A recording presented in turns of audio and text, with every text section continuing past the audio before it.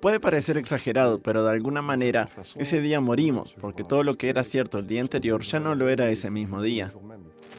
Hace 50 años, Phnom Penh cayó en manos de los Khmeres Rojos tras años de guerra civil. Su objetivo principal, los habitantes de las ciudades y los intelectuales. Entre 1975 y 1979, alrededor de 600.000 camboyanos huyeron del genocidio que dejó hasta 2 millones de muertos.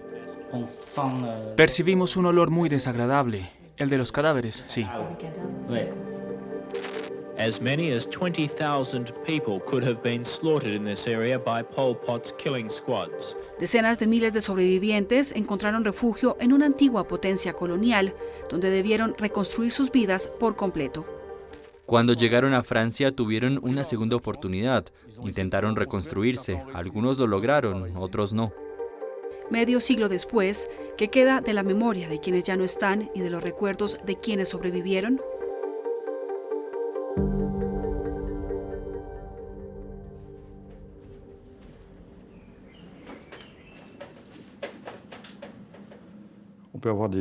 Podemos tener paisajes deslumbrantes, pero si los miramos un poco más, a veces, incluso a menudo, también podemos encontrar impactos de bala en los troncos de los árboles, cosas que a primera vista parecen insignificantes. El artista y dibujante de cómics Cera vivía en Phnom Penh cuando la capital cayó bajo el control de los Khmeres Rojos. La vida se detuvo por primera vez el 17 de abril de 1975. Ese día no lo sabíamos, pero todos estábamos muertos, o deberíamos haberlo estado. Este chico de 13 años fumando su primer cigarrillo es él. La mañana del 17 de abril había mucho ruido y gritos, gente peleando afuera, así que salí a ver qué estaba pasando. En ese momento aparecieron los Khmeres Rojos. Uno de ellos, tan joven como yo, se me acercó y lo primero que me dijo fue: ¿qué haces aquí? No eres un Khmer puro. Toma tus cosas y vete al campo.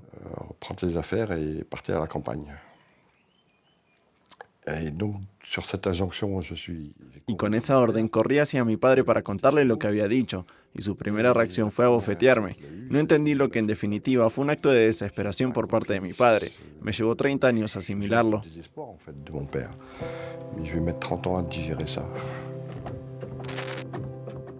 Al igual que otras 1.500 personas que buscaban escapar del éxodo forzoso hacia el campo, Cera y su familia se refugiaron en la embajada francesa. Pero en mayo de 1975, la sede diplomática tuvo que cerrar sus puertas. No logró proteger a cientos de camboyanos que se refugiaban allí. El padre de Cera no tenía nacionalidad francesa. Fue detenido por los Khmeres Rojos a pesar de tener pasaporte diplomático. Su familia nunca lo volvió a ver. Todo lo que era cierto el día anterior ya no lo era ese día, y mucho menos al siguiente. En términos de valores sociales y de nuestro lugar en la sociedad, ya no éramos nada, así que tuvimos que reconstruirlo todo. Era como si hubiéramos muerto y necesitáramos encontrar la fuerza para resurgir después de esa página en la historia. El joven, su madre, su hermano y su hermana fueron expulsados por los soldados de Pol Pot hacia Tailandia. La familia llegó a Francia unos días después. Para mí, Francia era ante todo el mundo del cómic. Era todo un mundo de imágenes y por eso era algo mágico en cierto modo, pero al mismo tiempo rápidamente se convirtió en una lucha, porque nos enseñaron que nuestros antepasados eran galos, pero en ese momento no lo entendía porque miraba a mi alrededor y no veía ningún galo.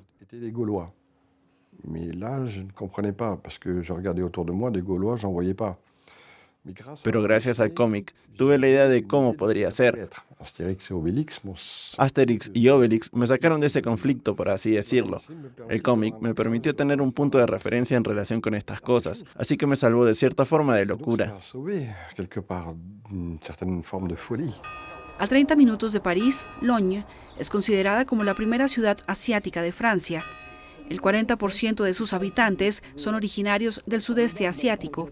Esta diáspora se formó en los años 70 y 80, justo enfrente del monumento a los franceses desaparecidos durante las 2 guerras mundiales.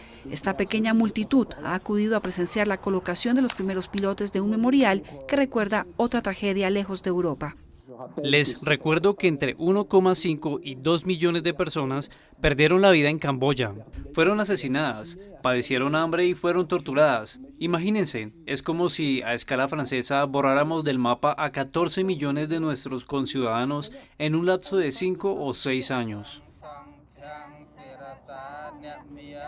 La obra conmemorativa pretende rendir homenaje a los muertos, pero también a los sobrevivientes del genocidio. Sun Lai, fundador del proyecto Fragmentis, advierte a sus compatriotas franceses. Phnom Penh era una de las ciudades más desarrolladas del sudeste asiático y en pocos meses, incluso días, todo cambió. Nunca estamos a salvo de una sociedad que se desliza hacia el oscurantismo. Fomentar el diálogo intergeneracional para preservar la memoria individual y colectiva. El viaje de nuestros padres debería inspirarnos. Siempre digo que la memoria es la cura de los males del presente. Virak Thun dejó escapar este recuerdo durante mucho tiempo, antes de darse cuenta de la urgencia de recuperarlo y preservarlo. Me llamo Virak Thun, tengo 49 años, soy francés de origen camboyano, hijo de refugiados jemeres, y mi doble cultura es realmente importante para mí. Tengo muchos hermanos, la mayor, Rashana, nació en Camboya, Akara, que es la tercera, y mi hermano mayor, Batana, también nacieron en Camboya.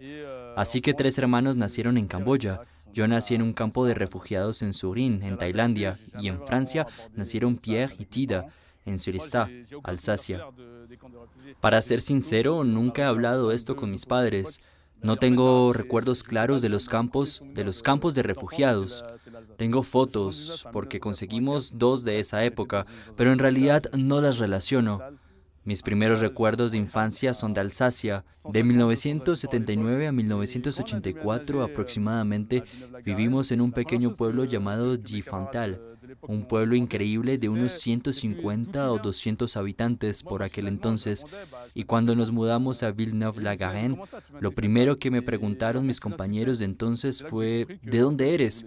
Así que automáticamente respondía, bueno, soy de Difantal, y ellos respondían, ¿cómo que eres de Difantal? Y de hecho insistían.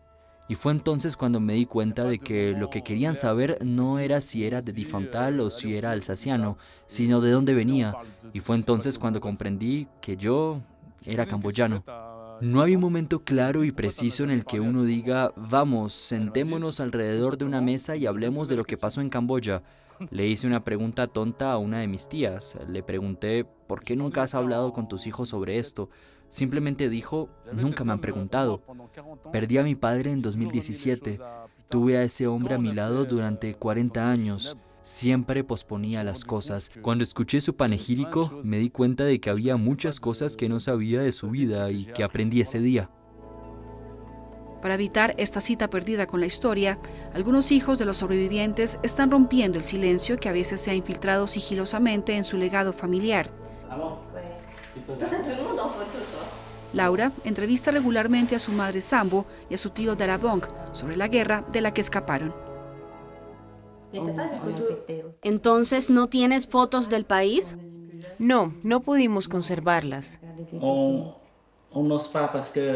No nos atrevimos porque nos podía costar la vida. Todos los que no querían a los habitantes de la ciudad podrían haberlas utilizado para denunciarnos y habríamos estado perdidos.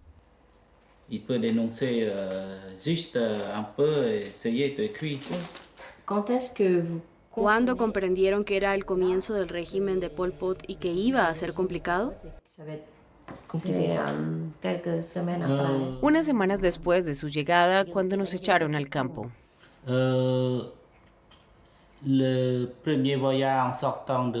El primer viaje al salir de la provincia de Pailin, ya empezábamos a sentir un poco de miedo. Y estábamos preocupados porque desde la carretera principal, a lo lejos, percibíamos un olor muy desagradable, el de los cadáveres, sí. Tenía 12 años cuando dejamos nuestra casa para trabajar en el campo bajo el régimen de los Khmeres rojos.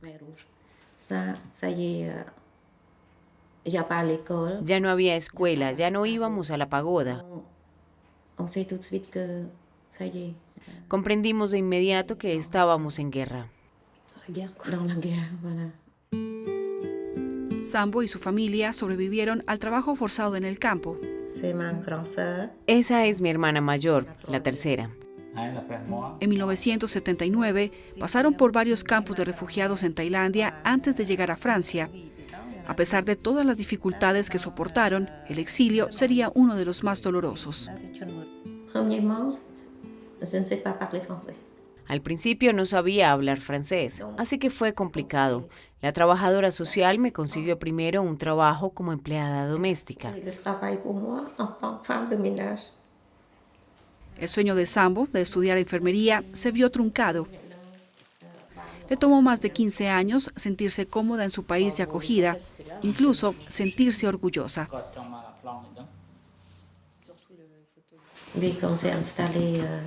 Sucedió cuando me mudé a esta casa. Me dije, he conseguido un techo para mi familia.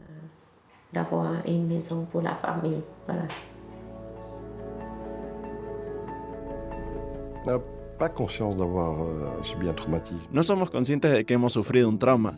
Nadie nos lo dice. En aquella época llegamos a Francia, al aeropuerto, y lo único que recuerdo que me dieron fue una manta para cubrirme los hombros. Eso es todo. Bienvenidos y acéptenlo.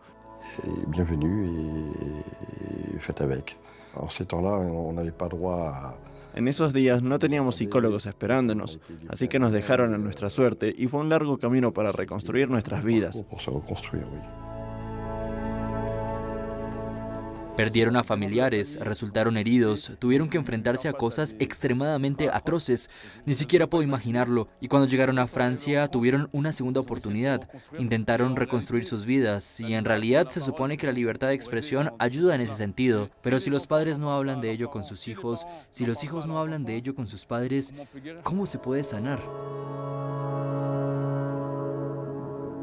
Pero, ¿es posible sanar un sufrimiento tan profundo? Medio siglo después, la memoria compartida quizás cure un poco las heridas indelebles que dejaron el genocidio y el exilio.